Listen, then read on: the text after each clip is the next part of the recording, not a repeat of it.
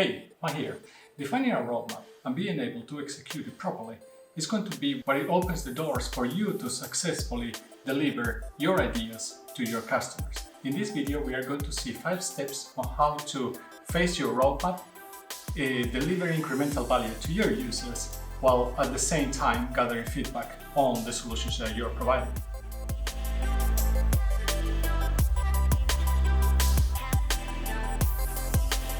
In some of our previous videos, we took a look into how to value ideas and which ones of these ideas are worth to bring into our roadmap. So please take a look to that video if you're interested. It will be linked there. Now we will concentrate on which are the steps that will help you deliver valuable implementations of your ideas to your users. Our first step is going to be prioritizing. What we want to find out is when do we want or can we actually implement this idea. Of course, there might be things in our roadmap that have a higher priority, so we have to figure out where this idea has to be placed in this priority order. So for this, it's important to have actually the framework to define the potential value of an idea, as we saw in our previous video, and actually understand if this idea aligns with our vision and how much does it align. How much closer to our vision does it take us to implement this idea into our solutions? Another thing that is important to have is defined customer personas, where you can see that if we implement this idea, is it going to affect to which customer personas in our product? Then you can actually understand how much impact this could have in your business. So having defined previously a framework to define the weight or the value of your ideas will help you prioritizing them when you are going to add them into your roadmap. If you are thinking about quality of life improvements, which are not like these huge ideas that can take you forward quite far in the future towards your vision, you're talking about minor features that can benefit to your existing customers. In these cases, as an easy rule of thumb, I always will look into prioritizing, or at least trying to understand which ones bring the most general value to most of your customers, compare also to what's the effort to actually implement these ideas. Then you will have an answer to which ones have higher priority in your roadmap. Once you have added your idea into the roadmap and it's time to start executing, I would recommend always to start with an MVP, where you always try to define the minimum viable product that will bring value to some of your customers, not necessarily to all of your customers. The goal of an MVP is to actually validate the idea with existing users. And if for some reason this is not validated, be able to change directions relatively fast without having gone very far into the implementation process. An MVP doesn't mean that it has to be a very bare bone product. Just think about, for example, Gmail or Spotify. They were quite a long time in some kind of a beta format where people were already engaging and using those solutions very heavily, and those solutions as such didn't look like they were not finished.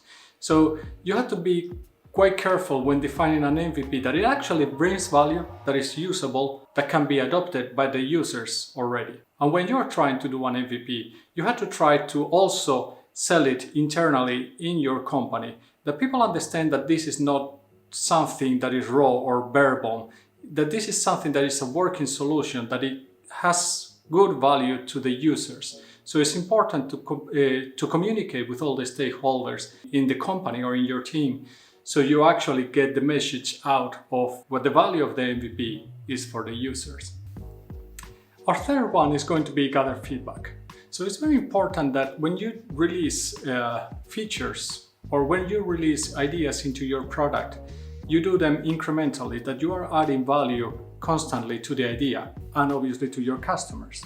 Obviously, by asking feedback, what you want to know is that if your MVP that you originally released to your users, or whatever incremental releases you have been doing afterwards, that they actually are something that provides value to the users.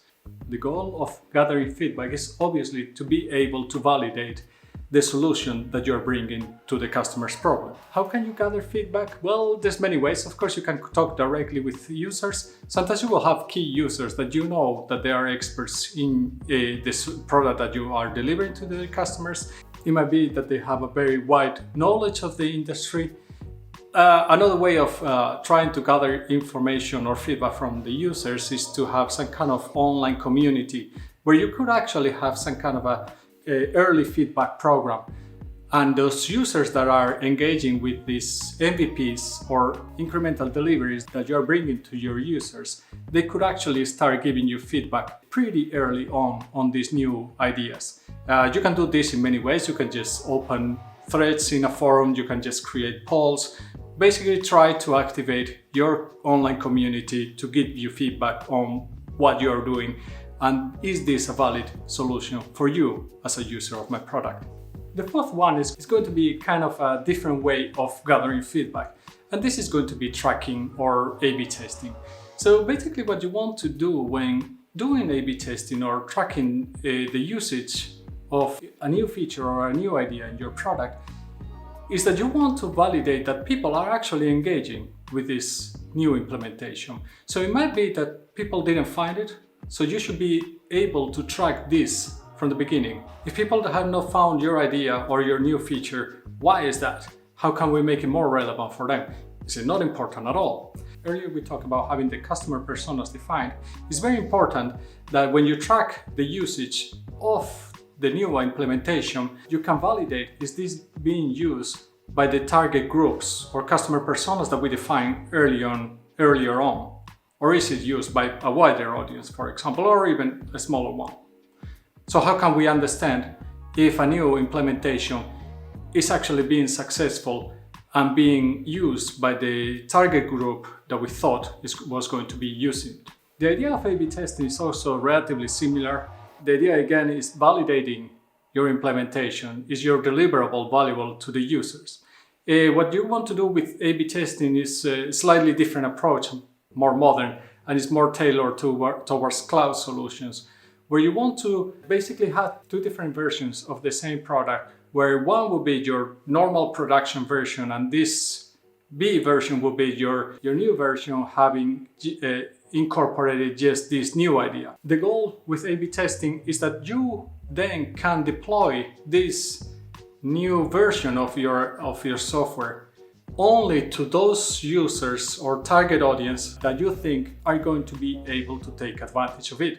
Again, this is why it's very important to have these customer personas being defined. It might be that the customer or the target audience is just a geographical area. You decide that you want to deploy to first only one country and track the usage of this new idea only in that country, and understand if the usage is actually what we were expecting from the customers. And tracking, of course, is another way of gathering feedback and trying to understand if users find your ideas valid and can they take them forward into their normal workflows. The difference between the normal feedback and or having some kind of automated tracking of the usage of these features within your products is that one is going to be more automated and very data-driven, while the other one is going to give you more the feelings that the people are having around the ideas that you are delivering. And finally, what you will want to do is to deliver value incrementally to your users.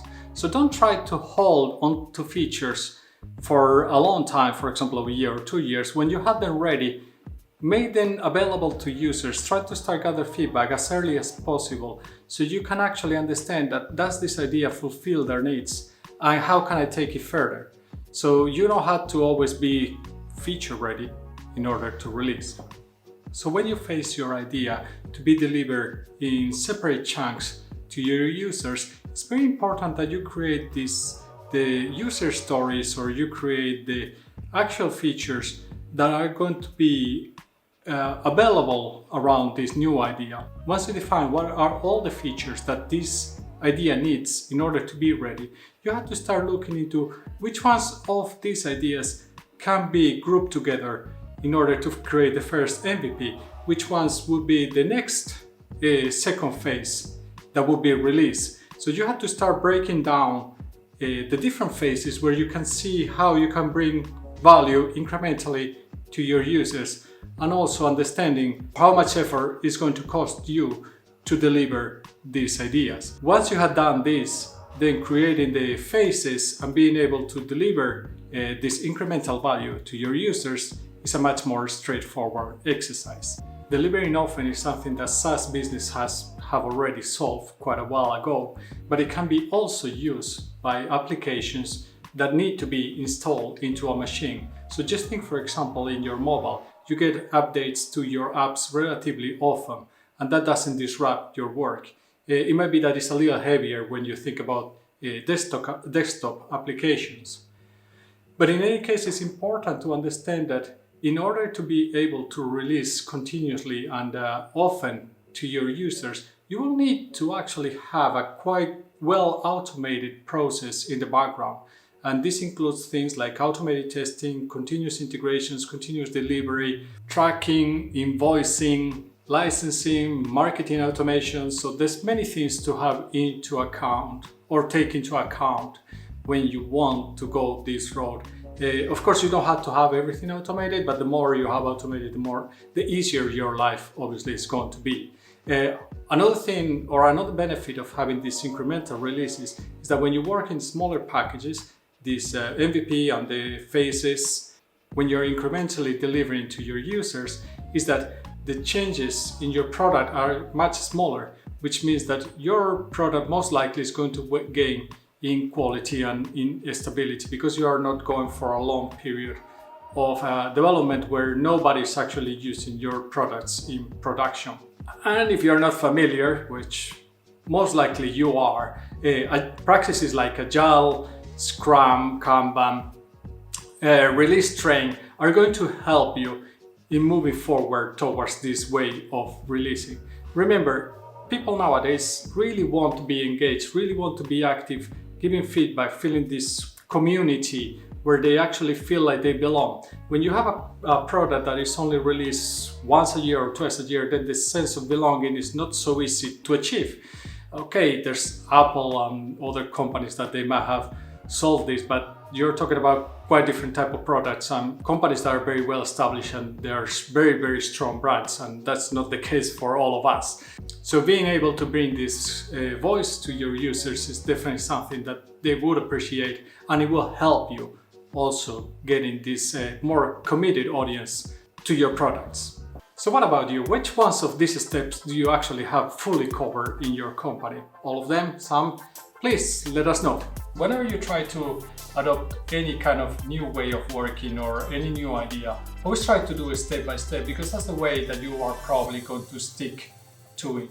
If you just try it quickly and do a big change, it might be that it just gets diluted and people fall back to old ways of working really easily. So just try to learn and concentrate, gather feedback, both from the users, because you should start seeing results on how these ideas are delivered to the users, but also internally in your team, that are the people comfortable with these changes? Does this make sense? Does this make their lives easier as well? So what are the most important steps for you to build a roadmap? Please comment below and let us know. So this was the last video of the Idea Funnel series. Please let us know if you find this way of bringing information valuable, or you would like to see it done in a different way. And as always, if you like what you see and you would like to see more, please remember to subscribe and like the video. And remember, stay safe.